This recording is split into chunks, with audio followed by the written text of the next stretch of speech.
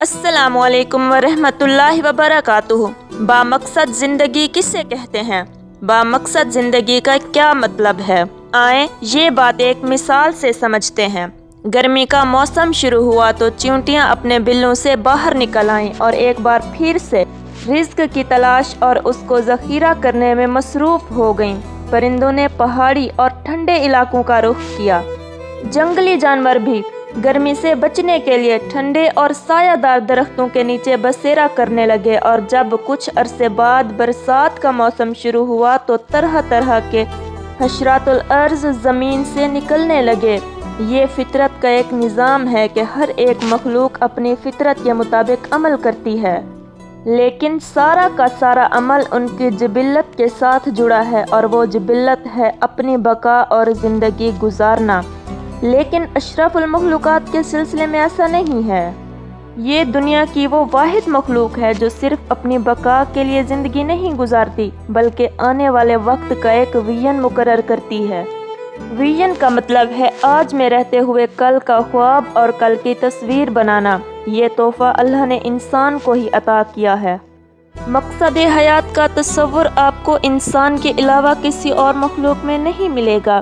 کیا ہو رہا ہے، کیوں ہو رہا ہے، کیسے ہو رہا ہے، ان کے جوابات صرف انسان کو معلوم ہوتے ہیں۔ ہونے والے واقعے کو ایک معنی دینا، یہ قابلیت انسان کے پاس ہے۔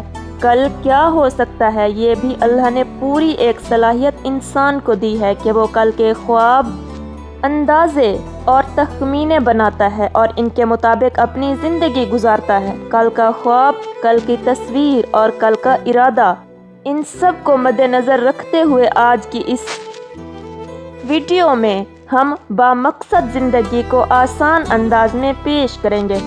سب سے پہلے ہے محدود سوچ کی وجوہات۔ انسان کے پیدا ہونے کے ساتھ ہی اللہ اس کو مختلف طرح کی قابلیت و صلاحیت سے نواز دیتا ہے۔ انہی صلاحیتوں کی بدولت وہ اپنی زندگی سنوارتا ہے، مگر کچھ چیزیں نہ چاہتے ہوئے بھی اس کی زندگی میں شامل ہو جاتی ہیں، اور یہ تمام وہ عوامل ہیں جو انسان کے ویژن کو محدود کرتے ہیں۔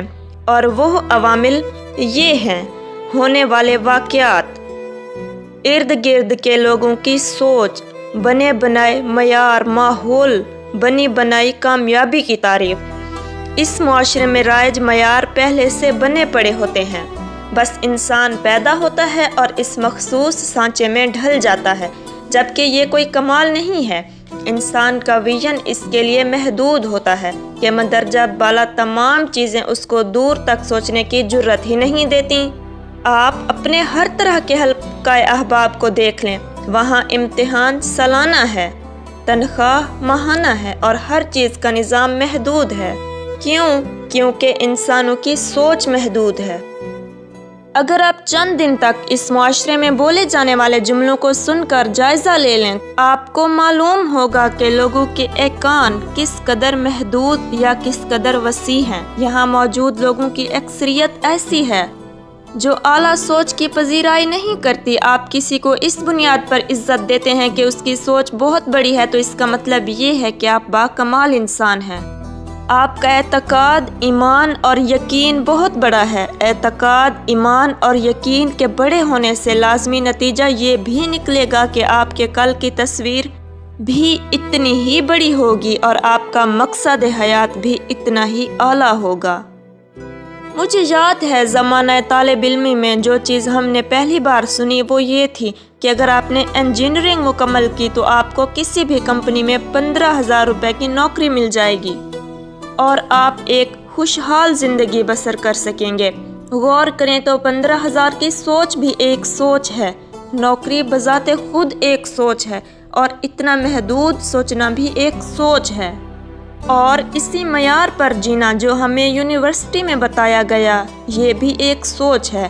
لیکن اس سوچ میں وسعت نہیں ہے، یہ انسان کو محدود کرتی ہے۔ سچی بات تو یہ ہے کہ اسی سوچ کو بہت سارے طلباء نے اپنا خواب بھی بنا لیا اور اس کے بارے میں دعائیں اور منتیں مانگنا بھی شروع کر دیں، کیونکہ ان کے مطابق یہ سب حاصل کر کے وہ کامیاب ہوں گے۔ حالانکہ آپ کاروباری حضرات کی گفتگو سن لیں تو ایک جملہ ان کا مشترک ہوتا ہے کہ ہم ریڑھی لگا لیں گے لیکن نوکری نہیں کریں گے، جبکہ اس کے برعکس نوکری والا کہتا ہے کہ 100 بار بھی اگر میں پیدا ہوا تو نوکری ہی کروں گا۔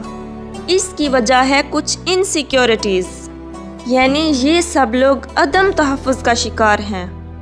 پہلی کا انتظار بذات خود آپ کو محدود کرتا ہے، اور اگر کہیں ایسا ہو جائے کہ نوکری کرنے والے فرد کی تنخواہ میں سالانہ اضافہ نہ ہو تو وہ شدید ذہنی پریشانی میں مبتلا ہو جاتا ہے۔ حالانکہ اس کے حالات پر کوئی گہرا اثر نہیں ہوگا، لیکن اس کا ذہن ضرور متاثر ہوگا، کیونکہ اس نے سوچ بنا لی ہوتی ہے کہ سال پورا ہونے کے بعد ہر حال میں میری تنخواہ بڑھے گی۔ جی دوسری بات، پیشے کا نام مقصد حیات نہیں۔ یہ بات سمجھنے کے قابل ہے کہ با مقصد زندگی کسی پیشے کو منتخب کرنے کا نام نہیں ہے۔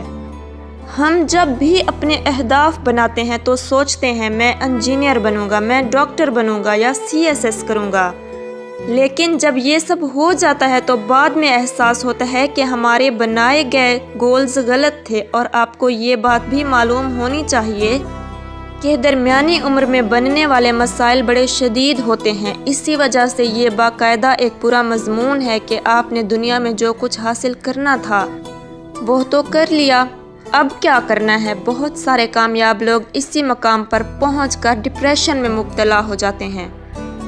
اب آپ سوچ رہے ہوں گے کہ آگے کیا کیا جائے، پھر میں بتاتی ہوں کیا کیا جائے۔ صرف مؤثر بنیں۔ میرے مطابق ایک بڑا خواب یہ ہوتا ہے کہ آپ جو ہیں وہی رہیں، بس مؤثر بن جائیں۔ اگر کوئی ٹیچر ہے تو وہ مؤثر ٹیچر بن جائے۔ آپ کاروبار کر رہے ہیں تو دل و جان سے کریں، یعنی اس میں ڈوب جائیں۔ پھر آپ کا اوڑھنا بچھونا اور سونا جھانکنا اس کے ساتھ ہو۔ لیکن جو انسان صبح 9 سے شام 5 بجے تک کام کرنے کا عادی ہو تو وہ اس کا روزگار اور دہاڑی تو ہو سکتی ہے، مقصد حیات کبھی نہیں۔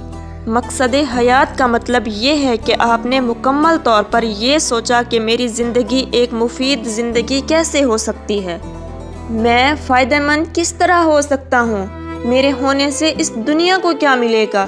اس سوچ کے ساتھ پھر آپ جو کچھ بھی بن جائیں لیکن مؤثر بنیں۔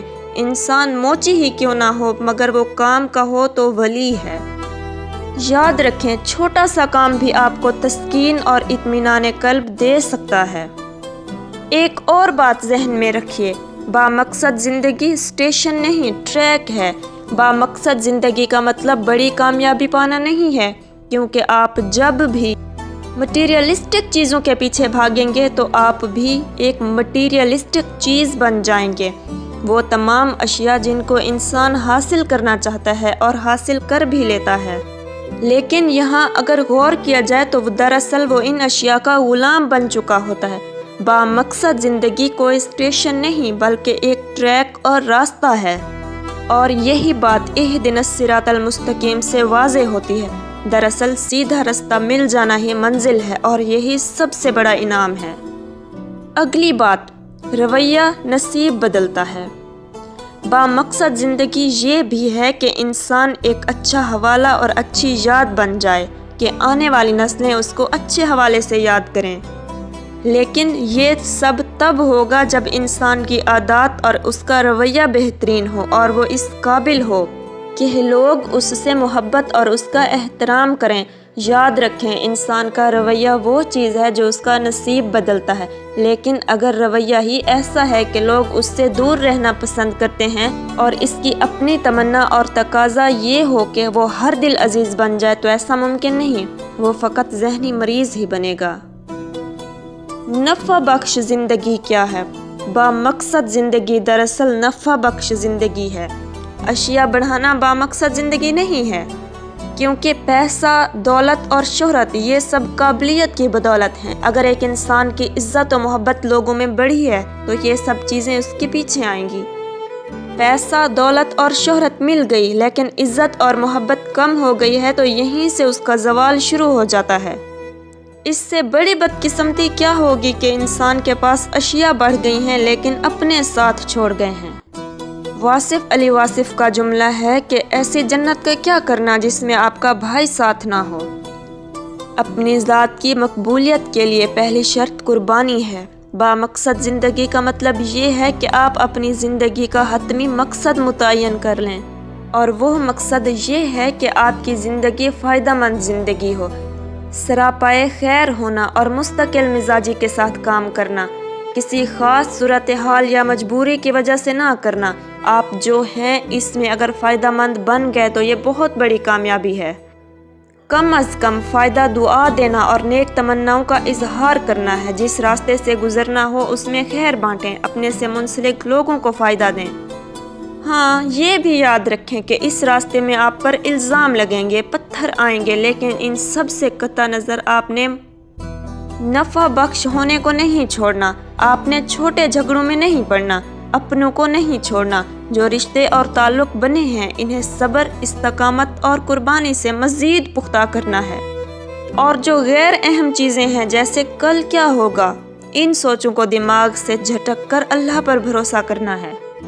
एक और नुक्ते की बात समझें जिस पर मैंने भी ज़िंदगी में अमल किया, और वो ये है कि अपने आप को ऐसा तैयार करें कि आप कई तरह के काम कर सकें। मैंने अपनी ज़िंदगी में पढ़ना सीखा है। अपने अंदर लीडरशिप पैदा करें। एक लीडर वो होता है कि अगर उससे मुंसलिक लोगों को कोई मसला आ जाए तो वो पहले से तैयार खड़ा हो और कहे, मेरे लायक कोई खिदमत हो तो बताएं। एक लीडर को मालूम होता है कि मेरे इन अल्फाज से लोगों में जो एनर्जी और एतमाद पैदा होगा, इसकी बदौलत वो आम लोगों की निस्बत 100 गुना ज़्यादा काम कर सकेंगे।